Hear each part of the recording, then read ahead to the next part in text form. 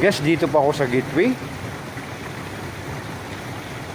Sa ground floor ng gateway. Gateway Cubao, Quezon City. Ayan po, laking isda po. Ayan ho.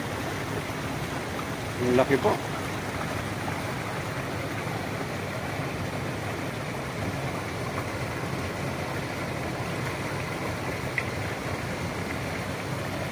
Ayan.